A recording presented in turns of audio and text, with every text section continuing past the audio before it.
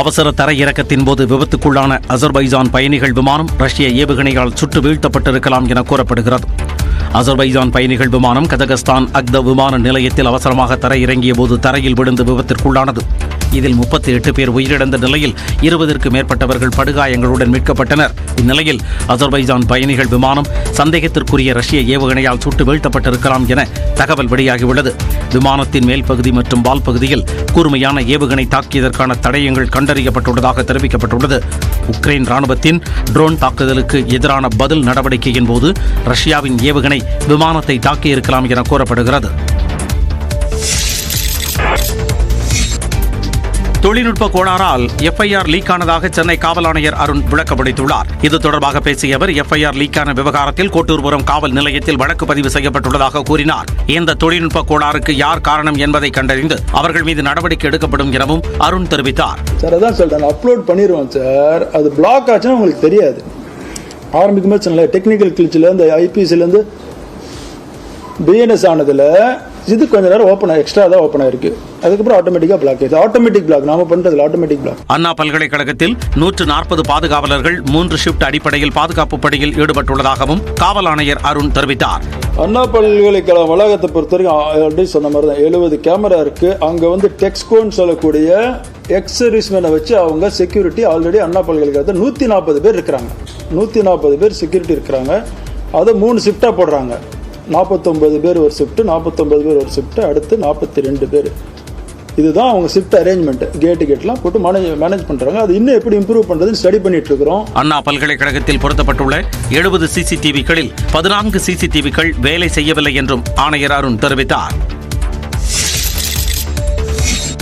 ஞானசேகரன் விவகாரத்தில் சார் என்று யாரும் இல்லை என சென்னை பெருநகர காவல் ஆணையர் அருண் தெரிவித்துள்ளார். அண்ணா பல்கலைக்கழக மாணவி பாலியல் வன்கொடுமை விவகாரம் தொடர்பாக காவல் ஆணையர் அருண் செய்தியாளர்களை சந்தித்தார். அப்போது கைது செய்யப்பட்டுள்ள ஞானசேகரன் வேறு ஒருவரிடம் பேசியதாக கூறுவது தவறு என்றார். அதுல ஒரு நபரை வந்து பேசும்பொழுது சார்னு சொன்ன மாதிரி நிறைய பேர் குறிப்பிடுறாங்க. அது நடக்கல. அது அவன் பொய்யா சொன்னது. குறிப்பா அந்த அக்கரன்ஸ் நடக்கும்போது அவன் அந்த போனே ஏரோப்ளேன் மோட்ல தான் போட்டு வச்சிருந்தான். அதனால அது தவறான தகவல். 2019ஆம் ஆண்டுக்கு பிறகு ஞானசேகரன் மீது எந்த வழக்கும் பதிவாகவில்லை எனவும் பெண்களுக்கு எதிராக செயல்பட்டதாக சென்னை பெருநகர காவல்துறையில் இதுவரை ஞானசேகரன் மீது வழக்கு பதிவாகவில்லை எனவும் காவல் ஆணையர் அருண் தெரிவித்தார். இவன் மேல ரவுடித்தனம் பண்ணதாகவோ வேற ஏதாவது பெண்களை அபியூஸ் பண்ணதாக வழக்கு இல்லை. நம்மகிட்ட இருக்கிற 20 வழக்குலையும் அது மாதிரி வேற எந்த கம்ப்ளைண்டும் அவன் மேல வரல. இருக்கிறது எல்லாமே இந்த கிரைம் ஒஃபென்சஸ். அதுல இவனுக்கு 6 வழக்குல கன்விக்ஷன் ஆயிருக்குது. மற்ற வழக்கெல்லாம் விசாரணை நடந்துட்டு இருக்குது. ஞானசேகரனுக்கு 6 வழக்குகளில் ஏற்கனவே தண்டனை கிடைத்துள்ளதாகவும் அருண் குறிப்பிட்டார். வழக்குகளில் கட்சி பாரபட்சமின்றி நடவடிக்கை எடுக்க முதலமைச்சர் மு க ஸ்டாலின் அறிவுறுத்தியிருப்பதாக சென்னை பெருநகர காவல் ஆணையர் அருண் தெரிவித்திருக்கிறார். அண்ணா பல்கலைக்கழக மாணவி பாலியல் வன்கொடுமை வழக்கில் புகார் கொடுத்த ஒரே நாளில் கைது நடவடிக்கை மேற்கொள்ளப்பட்டிருப்பதாகவும் அருண் தெரிவித்தார். நான் பதவி ஏற்கும் போதும் சரி, அவ்வப்பொழுது நடத்தக்கூடிய அத்தனை மீட்டிங்களையும் என்ன சொல்லுவாங்கன்னா, காவல்துறை நடுநிலையோடு வேலை செய்யணும். எந்த பாகுபாடும் பார்க்கக்கூடாது. யார் எந்த கட்சின்றதெல்லாம் பார்க்கவே கூடாது. அதுபடிதான் நாங்கள் வேலை செஞ்சுட்டு இருக்கிறோம். பாதிக்கப்பட்ட மாணவி பாதுகாப்பாக இருப்பதாகவும் எந்த ஒரு குற்றம் நடந்தாலும் தைரியமாக முன்வந்து புகார் அளிக்க வேண்டும் என்றும் அருண் கேட்டுக்கொண்டார். இதுல ஒண்ணு, காவல்துறையை நம்பி கரெக்டான டைம்ல ஒரு நாள் டிலே ஆனா கூட அந்த மாணவி நமக்கு கம்ப்ளைண்ட் கொடுத்தாங்க. அவங்க நம்பிக்கையை தக்க வைக்கிற மாதிரி நாம நடவடிக்கை எடுத்திருக்கிறோம். அவங்க தரப்புல பொறுத்தவரைக்கும் காவல்துறை நல்லா பண்ணியிருக்கிறாங்கன்னு எல்லாரும், அண்ணா யூனிவர்சிட்டியா இருக்கட்டும், பாதிக்கப்பட்டவர்களாகட்டும், அவங்க காவல்துறை மேல நல்ல நம்பிக்கை வச்சிருந்தாங்க. அதை நாம உறுதிப்படுத்துற மாதிரி தான் நடவடிக்கை எடுத்திருக்கிறோம். பொதுமக்களை பாதிக்கும் வகையில் போராட்டம் நடத்துவதை அனுமதிக்க முடியாது என்றும் ஆணையர் அருண் குறிப்பிட்டார். அண்ணா பல்கலைக்கழக மாணவி பாலியல் வன்கொடுமை வழக்கு எஃப்ஐஆரை சமூக வலைதளங்களில் பகிர்ந்தால் நடவடிக்கை எடுக்கப்படும் என காவல்துறை எச்சரிக்கை விடுத்துள்ளது. மாணவி பாலியல் வன்கொடுமை வழக்கின் முதல் தகவல் அறிக்கை கசிந்த நிலையில் இது தொடர்பாக பேசிய பாஜக மாநில தலைவர் அண்ணாமலை எஃப்ஐஆர் எப்படி லீக் ஆனது என ஆவேசமாக கேள்வி எழுப்பினார். எப்படி அந்த எஃப்ஐஆர் வெளியே வந்துச்சு? போலீஸ் டிபார்ட்மெண்ட்டை தவிர அந்த எஃப்ஐஆர் யாரு வெளியே விட முடியும்? எல்லாமே இன்டர்நெட் புரோட்டோகால் ப்ரொடெக்டட். அவ்வளவு ஈஸியா ஹேக் பண்ண முடியாத சிஸ்டத்தை. அது ஒரு எஃப்ஐஆரா சார்? இது தொடர்பாக பேசிய சட்டத்துறை அமைச்சர் ரகுபதி பாதிக்கப்பட்ட பெண்ணின் தனிப்பட்ட விவரங்களை அரசு எவ்விதத்திலும் வெளியிடவில்லை என்றார். நாங்கள் எதுவுமே ஐடென்டிட்டி வெளிப்படுத்தவில்லை. அவர் ஏதாச்சும் ரகசியமா எதுவும் எங்கேயும் கொண்டு வந்து வச்சு காமிச்சிருக்கலாம். அரசின் தரப்பில் எந்த விதமான ஐடென்டிட்டியும் வெளியிடப்படவில்லை. இந்நிலையில் சென்னை அண்ணா பல்கலைக்கழக மாணவியின் தனிப்பட்ட விவரங்கள் அடங்கிய முதல் தகவல் அறிக்கையை பதிவிறக்கம் செய்வதை மாநகர காவல்துறை முடக்கியுள்ளது. ஏற்கனவே மாணவியின் விவரங்கள் அடங்கிய முதல் தகவல் அறிக்கையை வைத்திருப்பவர்கள் அதனை பகிர்ந்தால் கடும் நடவடிக்கை எடுக்கப்படும் என சென்னை மாநகர காவல்துறை எச்சரிக்கை விடுத்துள்ளது. முதல் தகவல் அறிக்கையில் இடம்பெற்றுள்ள விவரங்களை சமூக வலைதளங்களில் பதிவேற்றம் செய்தாலோ வாட்ஸ்அப் குழுக்களில் பகிர்ந்தாலோ சம்பந்தப்பட்டவர்கள் மீது கடுமையான நடவடிக்கை எடுக்கப்படும் என குறிப்பிடப்பட்டுள்ளது. அண்ணா பல்கலைக்கழக பாலியல் வழக்கில் பாதிக்கப்பட்ட பெண்ணுக்கு நீதி கிடைக்க வழக்கை சிபிஐ விசாரிக்க வேண்டுமென எதிர்க்கட்சித் தலைவர் எடப்பாடி பழனிசாமி கோரிக்கை விடுத்துள்ளார்.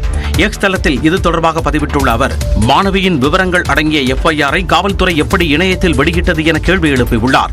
பாதிக்கப்பட்டவரின் பெயரை வெளியிடக்கூடாது என்ற அடிப்படை கூட காவல்துறைக்கு தெரியாதா எனவும் வினவியுள்ளார். ஞானசேகரன் மேலும் ஒரு மாணவியை பாலியல் வன்கொடுமை செய்துள்ளதாக வரும் செய்தி அதிர்ச்சி அளிப்பதாகவும் அவர் குறிப்பிட்டுள்ளார். ஞானசேகரன் திமுக உறுப்பினர் அல்ல என அமைச்சர் ரகுபதி கூறிய நிலையில் அவர் திமுக நிர்வாகிதான் என பல ஆதாரங்கள் சமூக வலைதளங்களில் வலம் வருவதாகவும் அவர் சுட்டிக்காட்டியுள்ளார். எஃப்ஐஆரில் ஞானசேகரனுடன் இன்னொரு நபருக்கும் இதில் தொடர்புள்ளது தெரியவந்துள்ளதாக குறிப்பிட்டுள்ள அவர், யார் அந்த நபர் என கேள்வி எழுப்பியுள்ளார். பாதிக்கப்பட்ட பெண்ணுக்கு முழு பாதுகாப்பு அளிக்க வேண்டியது திமுக அரசின் பொறுப்பு எனவும் அவர் குறிப்பிட்டுள்ளார். எவ்வித அரசியல் இடையூறும் இன்றி பாதிக்கப்பட்ட பெண்ணுக்கு நீதி வழங்க இந்த வழக்கை சிபிஐ விசாரிக்க வேண்டும் எனவும் கோரிக்கை விடுத்துள்ளார். அண்ணா பல்கலைக்கழக மாணவி பாலியல் வன்கொடுமை சம்பவத்தை கண்டித்து தமிழ்நாடு முழுவதும் வெள்ளிக்கிழமை ஆர்ப்பாட்டம் நடத்தப்படும் என்று அதிமுக பொதுச் செயலாளர் எடப்பாடி பழனிசாமி அறிவித்துள்ளார். இது தொடர்பாக அவர் விடுத்துள்ள அறிக்கையில், சென்னை அண்ணா பல்கலைக்கழகத்திலேயே மாணவிக்கு இப்படி ஒரு கொடுமை நடந்திருப்பது வெட்கக்கேடானது என்று சாடியுள்ளார். திமுக ஆட்சியில் 6 வயது சிறுமி முதல் 60 வயதை கடந்த பெண்கள் வரை யாருக்குமே பாதுகாப்பில்லாத சூழ்நிலை நிலவுவதாகவும், பாலியல் குற்றங்களை தடுக்க காவல்துறைக்கு முதலமைச்சர் ஸ்டாலின் முழு சுதந்திரம் வழங்கவில்லை என்றும் விமர்சித்துள்ளார். இந்நிலையில் சட்டம் ஒழுங்கை பாதுகாக்க தவறியதாக குற்றம் சாட்டி திமுக அரசை கண்டித்து வெள்ளிக்கிழமை காலை 10:30 மணிக்கு மாவட்ட ஆட்சியர் அலுவலகங்கள் முன்பும் மாவட்ட தலைநகரங்களிலும் மாபெரும் கண்டன ஆர்ப்பாட்டங்கள் நடைபெறும் என்று இபிஎஸ் அறிவித்துள்ளார். இந்த ஆர்ப்பாட்டங்களில் அதிமுக நாடாளுமன்ற சட்டமன்ற உறுப்பினர்கள், முன்னாள் அமைச்சர்கள், மாவட்ட செயலாளர்கள் கலந்து கொள்ள வேண்டும் என்றும் இபிஎஸ் கேட்டுக் கொண்டுள்ளார். மாணவி வன்கொடுமை விவகாரத்தில் அதிமுக மற்றும் பாஜகவினர் போராட்டத்தில் ஈடுபட்டனர். தமிழ்நாட்டில் ஜனநாயகத்தின் குரல் வழி நெறிக்கப்படுவதாக பாஜக மூத்த தலைவர் தமிழிசை சவுந்தரராஜன் விமர்சித்துள்ளார். அண்ணா பல்கலைக்கழக மாணவி பாலியல் வன்கொடுமை செய்யப்பட்டதை கண்டித்து சென்னை வள்ளுவர் கோட்டத்தில் பாஜகவினர் போராட்டத்தில் ஈடுபட்டனர். அப்போது காவல்துறையினருக்கும் பாஜகவினருக்கும் இடையே வாக்குவாதம் ஏற்பட்டது. இதனைத் தொடர்ந்து பாஜகவினரை காவல்துறையினர் கைது செய்து மண்டபத்தில் அடைத்து வைத்தனர்.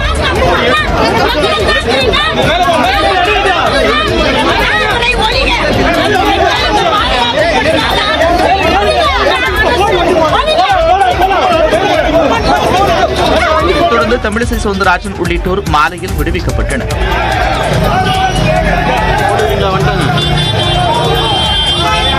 பின்னர் நியூஸ் 18 தமிழ்நாடு தொலைக்காட்சிக்கு பேட்டியளித்த தமிழிசை சவுந்தரராஜன் விமர்சனங்களை மறைக்கவே திமுக அரசு முயல்வதாக குற்றம் சாட்டினார். ஒத்த மனிதர் வந்தாலும் கைது செய்யப்படுறாங்க, கைது செய்யறாங்க. நாங்க ஒரு இடத்துல அசம்பிள் ஆகி வந்தா அங்க வந்து கைது செய்யறாங்க. என் காரை தேடிட்டே இருந்தாங்க. நான் அவரை நடந்து வந்தேன் என்ன தேடி வந்து ஒரு 25 போலீசார் என்ன சுத்தி வளைச்சு என்னமோ நான் தப்பிச்சே விட்டுறக்கூடாதுன்ற மாதிரி எனக்கு பாதுகாப்பு கொடுக்குறாங்களாம். அப்படி ஒரு பேர்ல அப்படி ஒரு அராஜகம். அதனால தமிழக அரசு எதையோ பார்த்து பயப்படுகிறது. எதிர்க்கட்சிகளின் குரல் வலை நெரிக்கப்படுகிறது.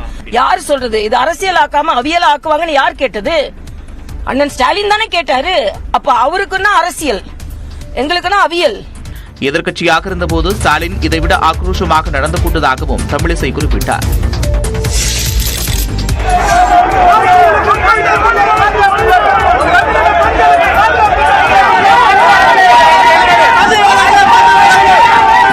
அண்ணா பல்கலைக்கழக மாணவிக்கு நேர்ந்த பாலியல் வன்கொடுமையை கண்டித்து போராட்டத்தில் ஈடுபட்ட அதிமுகவினரை போலீசார் வலுக்கட்டாயமாக கைது செய்த காட்சிகளே இவை.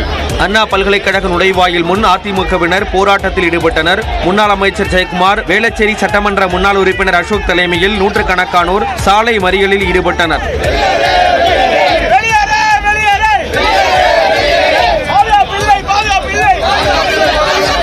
தொடர்ந்து தடையை மீறி போராடியதாக கூறி ஜெயக்குமார் உட்பட அதிமுகவினரை காவல்துறையினர் வலுக்கட்டாயமாக கைது செய்து பேருந்தில் அழைத்துச் சென்றனர். உடனடியாக காவல்துறை செய்து சம்பந்தப்பட்ட யாராக இருந்தாலும் சரி சட்டத்தை முன்னிறுத்தி அவர்களுக்குரிய தண்டனை கொடுக்கிறோம். அப்போது பேருந்து படிக்கட்டில் தொங்கியபடி சென்ற ஜெயக்குமார் திடீரென சரிந்த போது அவரை கீழே இருந்த தொண்டர்கள் தாங்கி பிடித்தனர்.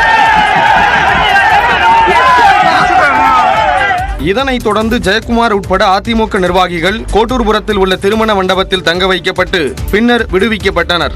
இந்நிலையில் சமுதாயத்தை சீரழிக்கும் அனைத்து விதமான குற்றச்செயல்களில் ஈடுபடும் விரோதிகளின் கூடாரமாக திமுக திகழ்வதாக எதிர்க்கட்சித் தலைவர் எடப்பாடி பழனிசாமி குற்றம் சாட்டியுள்ளார். இது தொடர்பாக தனது எக்ஸ் பக்கத்தில் பதிவிட்டுள்ள அவர், பாலியல் வன்கொடுமை வழக்கில் கைதாகியுள்ள ஞானசேகரன் திமுக அமைச்சர்களுடன் இருக்கும் புகைப்படம் சமூக வலைதளங்களில் பரவுவதாக குறிப்பிட்டுள்ளார்.